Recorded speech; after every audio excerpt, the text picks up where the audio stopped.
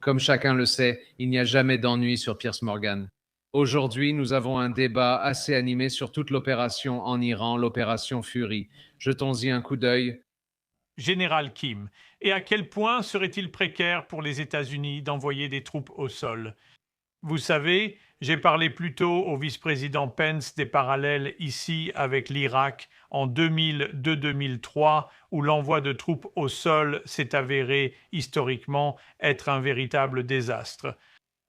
Avançons-nous à l'aveugle vers une nouvelle catastrophe? J'espère d'abord un peu de courtoisie pendant que je réponds aux questions.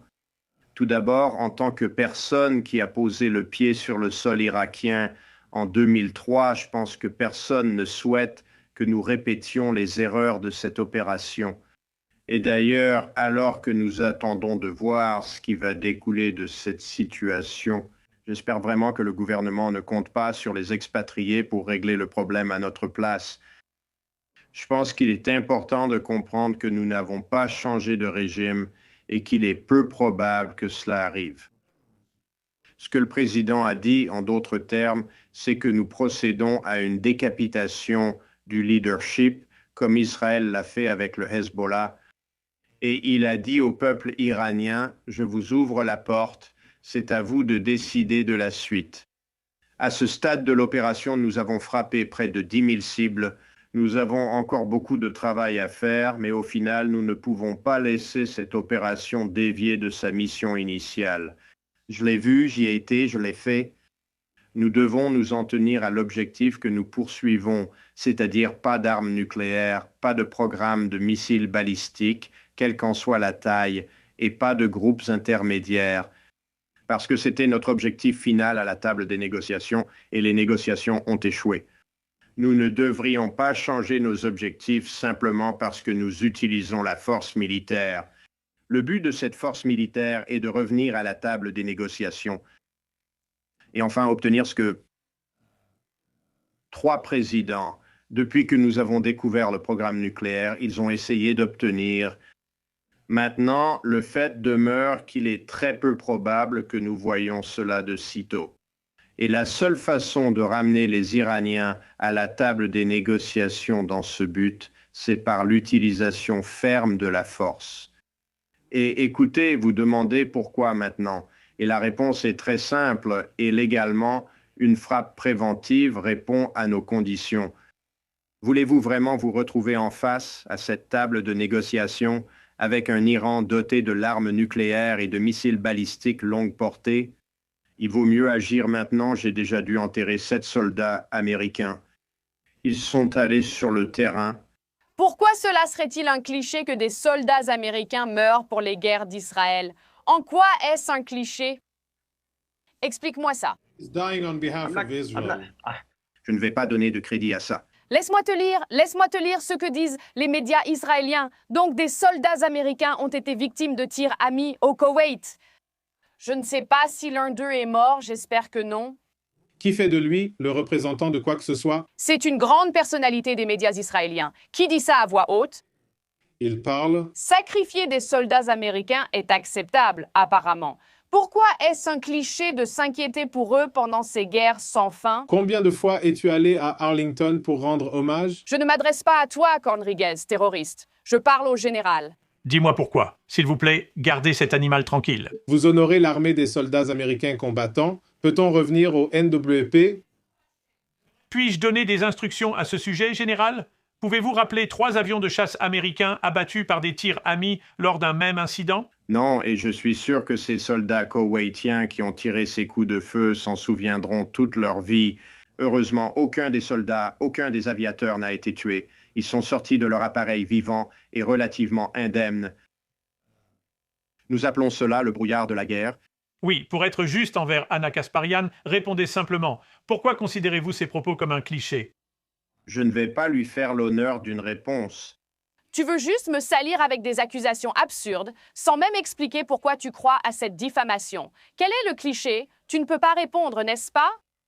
Je vais te le dire. Je m'inquiète pour les Américains mourant dans la rue. Je veux qu'on s'unisse. Le général hypocrite?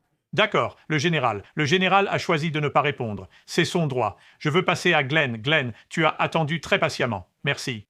mentir au public. Continuellement, ils ont entraîné notre pays dans des guerres désastreuses, les unes après les autres, et maintenant ils parlent comme si rien de tout cela n'était jamais arrivé. Ce serait comme si, en tant que journaliste, je publiais 8 ou 9 fausses histoires avec de fausses citations et sources, puis j'admettais le lendemain, je sais avoir fait cela. Mais je pense que je devrais quand même avoir de la crédibilité pour que vous écoutiez mes reportages aujourd'hui, même si j'ai fait tout cela. L'autre point que je veux soulever, c'est que je veux demander à Jonathan, parce que honnêtement, c'est vraiment, vraiment difficile. Je l'avoue, pas seulement pour moi, mais pour tous, comme le Paul Show, écouter un responsable israélien avec un accent israélien donner des leçons sur la nécessité d'avoir de la compassion pour les civils. Après tout ce que nous venons de voir Israël faire, vaporiser des dizaines de milliers de personnes à Gaza, partout au Moyen-Orient, attaquer des pays. Puisqu'il est là, je veux lui poser la question, Jonathan. Il y a beaucoup de rapports dans la presse occidentale grand public sur la façon dont les FDI ont construit leur principale structure militaire et de renseignement. Non seulement dans les quartiers résidentiels clés de Tel Aviv, mais aussi en dessous. Est-il vrai que les FDI ont construit des cibles militaires et de renseignement clés dans les zones résidentielles de Tel Aviv et sous des habitations à Tel Aviv, comme les médias occidentaux l'ont constamment rapporté?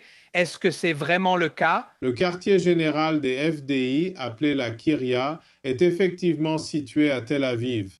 Il est entouré de bâtiments civils et à l'intérieur du quartier général, non pas sous des civils, mais sous le quartier général lui-même, il y a un bunker. Et c'est là que certains officiers et généraux israéliens mènent des opérations militaires. Je suppose que certaines des frappes, voire toutes les frappes en cours en Iran aujourd'hui, sont gérées depuis là-bas.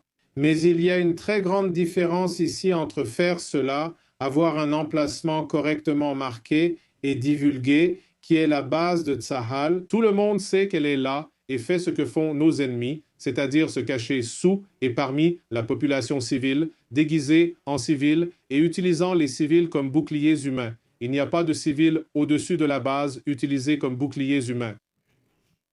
Oublions aussi le fait que le Hamas ne construit pas d'abris anti-bombes pour ses citoyens dans leurs bâtiments. À Gaza, je ne pense pas qu'il y ait d'abris anti-bombes. Je n'ai vu aucun abri anti-bombes enregistré pour les civils de Gaza. Les tunnels sont la seule protection possible contre les roquettes et ils n'ont pas le droit d'y aller, alors que cet idiot comprenne ce que ça signifie. Tu levais les yeux au ciel. Nous ne devrions avoir aucune raison morale. Encore une fois, il n'y avait aucune moralité dans nos négociations jeudi dernier pour l'absence d'armes nucléaires, de missiles et de groupes armés. Et je ne pense pas que si nous commençons à entrer dans le changement de régime moral, tout ce que tu décris, Glenn, s'engager dans un autre Irak, c'est précisément la dérive de mission que nous voulons éviter. Nous utilisons maintenant la force militaire pour atteindre le résultat final que nos négociations n'ont pas pu obtenir. Et franchement, je suis aussi d'accord avec vous pour dire que nous ne devrions pas complètement éliminer la direction du pays. LBJ Lynn Baines Johnson a dit un jour « C'est un salaud, mais c'est notre salaud ». Nous avons maintenant Darcy Rodriguez comme l'un de nos salauds. Nous avons Ahmed Al-Shara comme l'un de nos salauds. Manuel Noriega au Panama était l'un de nos salauds. Le fait demeure que nous devrions avoir une mission très limitée qui consiste simplement à utiliser la force militaire pour obliger l'Iran à revenir à la table des négociations, pour qu'ils abandonnent leurs missiles, leurs armes nucléaires et leurs mandataires. Nous pouvons le faire maintenant. Nous ne pourrons pas le faire lorsqu'ils auront une arme nucléaire. J'aimerais que tous soient aussi francs que le général sur l'absence d'argument moral ici. Oui, je suis d'accord. C'était rafraîchissant. Je passe à Goldie Goumari, qui a attendu patiemment. Pourquoi leviez-vous les yeux en écoutant Glenn Greenwald? Vous savez, toute cette propagande révisionniste communiste à propos du coup d'État de 1953. Mossadegh était un traître communiste. Il était financé par les soviétiques. Le Shah d'Iran a en fait été installé en 1941. C'est à ce moment-là qu'il est monté sur le trône. Et vous savez, tout le monde aime parler de 1953, mais personne ne parle jamais de 1906, quand nous avons eu la monarchie constitutionnelle, la révolution constitutionnelle, qui a mené au premier parlement démocratiquement élu d'Iran. Donc, de 1906 jusqu'en 1979, l'Iran était une monarchie constitutionnelle, très similaire à l'Angleterre. En fait, Pierce, la reine d'Angleterre, a visité l'Iran au début des années 1960 pour une visite d'État de 10 jours, car le Shah d'Iran et la reine Élisabeth étaient très proches amis. À propos de ce qui se passe aujourd'hui, je veux d'abord remercier les États-Unis et Israël pour tout ce qu'ils font. Nous, les Iraniens, nous sommes tellement reconnaissants et je peux vous dire que ça a été l'un des week-ends les plus incroyables, pas seulement pour moi, mais aussi pour les Iraniens en Iran occupé et ailleurs. Vous savez, entendre la nouvelle de la mort de Khamenei, c'est comme entendre la nouvelle de la mort de Hitler. C'est quelque chose que nous attendions depuis si longtemps et tout ce que je peux dire, c'est merci infiniment. Que Dieu bénisse l'Amérique. Je suis Israël Kay. Nous avons tellement hâte que l'Iran soit libre et que nous puissions accueillir à nouveau les Américains et les Israéliens en Iran à bras ouverts et redevenir les alliés que nous étions avant 1979. D'accord. Et Anna Kasparian, vous savez, tout le monde aimerait que ce soit le cas. Je pense que c'est extrêmement difficile d'y parvenir.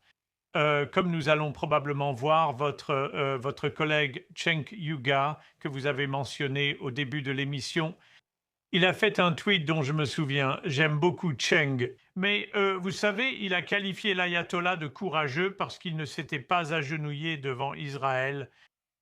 Étiez-vous d'accord? Je veux dire, pensez-vous que l'ayatollah Khomeini était un homme courageux? Eh bien, il ne s'est jamais soumis aux Israéliens. Et eux, nous vivons sous un gouvernement qui, quel que soit le parti au pouvoir, est à genoux au service d'Israël. Donc, je comprends de quoi il parle. Il parle des dirigeants du gouvernement, du dirigeant d'un pays. Dans le cas de l'Iran, même si je n'étais pas d'accord avec l'ayatollah, je ne suis pas une personne religieuse. Et je n'aime certainement pas l'extrémisme ni la suprématie, quelle qu'elle soit. Le fait est qu'il n'a pas humilié son peuple en se mettant à genoux pour satisfaire Israël, comme nos dirigeants ici aux États-Unis le font. Je comprends son point de vue et je pense que si vous parlez à de nombreux Américains, ils sont gênés par le fait que nos dirigeants représentent rarement nos meilleurs intérêts et semblent donner la priorité aux intérêts d'Israël dans chaque situation. Ce que nous vivons actuellement en est un bon exemple. Ces gens sont vraiment idiots. Khomeini n'arrive même pas à fournir de l'eau ni à défendre les intérêts de son pays, alors qu'il subit une grave sécheresse. Et elle prétend que 15 millions de juifs dans le monde arrivent d'une manière ou d'une autre à soumettre des milliards de personnes à travers la planète à notre volonté. C'est insensé, j'en suis sûr. Elle fait partie de cela, elle a dit. Elle n'est pas religieuse. Mais beaucoup de membres du mouvement Crisis King, où est leur foi en Dieu dirigeant le monde? Tu veux dire que ce sont les Juifs qui dirigent le monde? Non, c'est Dieu qui dirige le monde. Il donne le pouvoir à ceux qui le méritent. Ou alors, tu sais où est cette croyance? Ces types sont tellement déformés et sont devenus des imbéciles à cause de ces absurdités. Mais c'est un ayatollah qui, il y a seulement quelques semaines, a massacré 30 000 de ses propres gens pour les empêcher de protester. Ce chiffre n'est pas confirmé. Le répéter est très discutable. Pierce, d'où tiens-tu ce chiffre? Eh bien, combien selon toi? D'accord. Alors, combien penses-tu qu'ils ont été tués? Nous ne connaissons pas le nombre exact, mais dire que 30 000 personnes ont été massacrées en quelques semaines me paraît ridicule. Iran put out specific names of individuals ont été tués et c'est autour de 3 000. On ignore le chiffre exact. Tu crois vraiment que 30 000 personnes sont mortes? Tu ne vas pas remettre en cause ton argument. 30 000. Je suis curieux, selon toi, combien y en a-t-il eu si ce n'est pas 30 000?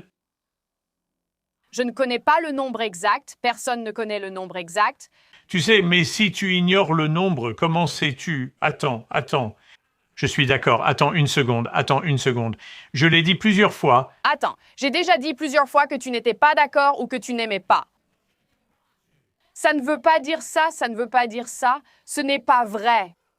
Qu'ils n'ont jamais cédé à ce qu'Israël exigeait d'eux, alors qu'ici, nous utilisons littéralement nos ressources au profit d'Israël. C'est ce que Jenkins souligne et cela correspond à ce que j'ai compris. D'accord, tu peux faire valoir ce point. Je remets en question, attends une seconde s'il te plaît, j'interroge l'utilisation du mot courageux pour parler d'un monstre impitoyable et despotique. Je me demande pourquoi tu es si sûr. Tu ne sais pas combien de personnes ont été tuées. Alors comment peux-tu affirmer que ce n'était pas 30 000? Non, je ne le sais pas. Je ne sais pas combien de personnes ont été tuées. Tu ne sais pas combien de personnes ont été tuées. D'accord, donc tu ne sais pas que ce n'était pas 30 000. Le chiffre le plus élevé que tu as entendu est discutable, pour le moins. Surtout quand tu sais que le Mossad était sur le terrain. Il y avait des terroristes armés sur le terrain, tu sais. Des forces de sécurité ont été tuées pendant ces fusillades. Regarde, les hyènes rient encore, de toute façon. Mais simplement régurgiter le chiffre qui est perpétué par les Israéliens, c'est ridicule pour moi. On ne sait pas. Elle ne rit pas. Elle est sous le choc que tu nies les preuves malgré les milliers de sacs mortuaires montrés en vidéo. Et c'était avant que l'Iran ne coupe Internet pour empêcher les gens de partager ce qui se passait. Ils ont arrêté des gens pour des publications sur les réseaux sociaux, les obligeant à tout supprimer, voire à exécuter certains. C'est insensé. Le nombre exact, plutôt que de le répéter, on peut dire qu'il y a eu un nombre élevé de victimes. Nous ne connaissons pas le chiffre exact. C'est aussi simple que ça. Mais tu avais l'habitude de répéter les chiffres. Attends. Une seconde, attends, s'il te plaît, laisse-moi finir. Tu as répété, Anna, avec tout le respect, tous les chiffres donnés par l'autorité sanitaire dirigée par le Hamas concernant les victimes palestiniennes, sans aucune hésitation. C'est une confirmation qui a été confirmée par les Israéliens. Tu le sais, n'est-ce pas? Elles ont finalement été largement confirmées. Mais ce que je veux dire, c'est que tu sembles vraiment, vraiment enthousiaste. Elle ne l'était pas. Voici ce que je veux dire, Anna, voici ce que je veux dire. Je ne comprends pas ton empressement apparent à minimiser la brutalité de l'ayatollah ou l'enthousiasme de Cheng. Je ne minimise pas. Je ne vais tout simplement pas régurgiter la propagande israélienne comme tu es en train de le faire en ce moment. Pierce? Je peux te parler, Jonathan Comric? Oui, Jonathan. Oui, je veux dire, puisque mon pays a été mentionné tant de fois par des personnes à la moralité et aux motivations douteuses, j'aimerais dire quelques mots sur mon point de vue. Oh, c'est Richard, venant d'un gars comme ça qui défend le massacre des masses. Je ne t'ai pas interrompu. Je ne t'ai pas interrompu ni dit non. Je t'interromps comme une petite fille. Comme tu l'as fait, alors s'il te plaît, reste à ta place. Je ne t'ai pas interrompu et c'est ça mon point. Dépêche-toi. Non, je n'ai pas à me dépêcher et je ne prends pas d'ordre de toi. Anna et moi allons parler parce que tu as beaucoup parlé et tu as dit beaucoup de bêtises. Et je veux donner mon point de vue sur ce qui se passe. Et c'est ridicule de dire que je n'ai pas pu réfuter quoi que ce soit d'autre. C'est ridicule de présenter cela comme si Israël était aux commandes. C'est une opération dirigée par les Américains où il y a des objectifs clairement définis par les États-Unis qui servent les intérêts stratégiques des États-Unis. C'est un ensemble de questions qui est distinct de celles qui concernent Israël. Il y a beaucoup de points communs, mais voici la perspective israélienne. Nous vivons dans notre patrie nationale à laquelle nous sommes liés par environ 3000 ans d'histoire documentée et archéologique. Pourtant, nous sommes entourés par 5 ou 6 organisations terroristes différentes, financées par l'Iran, par le régime islamique, qui agissent toutes contre Israël, tuant nos civils, harcelant notre peuple, portant atteinte à notre souveraineté et tous conspirant et essayant de provoquer la destruction de l'État d'Israël. Ces organisations, le Hamas, le Djihad islamique, le Hezbollah, les anciens mandataires iraniens en Syrie, les Houthis au Yémen, les mandataires iraniens en Irak, sont toutes financées, orchestrées et armées par l'Iran. Et l'idée principale est d'anéantir l'État d'Israël. La République islamique a un objectif déclaré qu'elle poursuit depuis près de 30 ans, détruire l'État d'Israël. Ils ne se contentent pas de le dire, ils le font et ils sont passés à l'action. Ils gaspillent les ressources du peuple iranien, ils gèrent mal les fonds de l'Iran et négligent le peuple iranien. Et ils ont donné la priorité aux militants et aux terroristes à Gaza, au Liban, en Judée et Samarie, en Syrie, en Irak, au Yémen et dans d'autres endroits du monde. Pourquoi? Parce qu'ils ont cette obsession fiévreuse, cette obsession maladive contre Israël, essayant de détruire et d'anéantir l'État juif. Voilà, c'est dit. Franchement, je déteste cette théâtralité. Vous savez que quand une personne, cette fille, Anna, quand elle s'énerve, qu'elle parle par-dessus les autres, qu'elle jure, qu'elle insulte et traite les gens de hyènes et tout ce genre de choses, vous savez que vous n'irez nulle part avec cette personne. Cette personne est déjà en quelque sorte fichue jusqu'au fond. Il n'y a rien à discuter avec elle. Impossible de lui faire entendre raison, même si j'aime bien les derniers. Il a parlé des 3000 ans d'histoire et de ce à quoi nous sommes confrontés. Elle s'en fiche, elle pense que les Juifs dirigent le monde. Laisse-la, ce n'est pas grave. Ce week-end, on a eu la partie d'échecs la plus rapide où le roi Khomeini, le roi entre guillemets, a été éliminé dès la première minute du début de la guerre. Et c'est une grande victoire pour Am Israël. Et Tu sais, ces gars-là continuent de dire « Oh, Israël déclenche des guerres partout dans le monde » et « Oh, Israël a tué tant de Gazaouis ». Honnêtement, si tu regardes le nombre de guerres et de conflits que Khomeini a déclenchés et financés, et elle a parlé des soldats américains qui meurent et du fait que tout le monde n'y prête pas assez attention. Combien de soldats américains les actions de Khomeini ont-elles tués au cours de toutes ces décennies, où il a financé des groupes terroristes et tué tous ceux qui se trouvaient sur son chemin? Donc ces types ne feront pas attention à ça, ils vont l'ignorer, ils vont juste essayer de salir Israël en le faisant passer pour le méchant. Donc ici, dans cette vidéo, vous avez cette Anna Kasparian qui est obsédée par Israël. Elle est presque comme un mélange de Nick Fuentes et Cenk, et je suis sûr que ses livres préférés sont probablement Mein Kampf et les Protocoles des sages de Sion. Encore une fois, il n'y a pas grand-chose à retenir, juste constater la folie de certains. Mais à Misra al-Khaï, nous restons présents, la bataille continue. Priez pour nos soldats, les soldats américains, les soldats israéliens, et que la liberté de l'Iran arrive très bientôt, rapidement. Amin.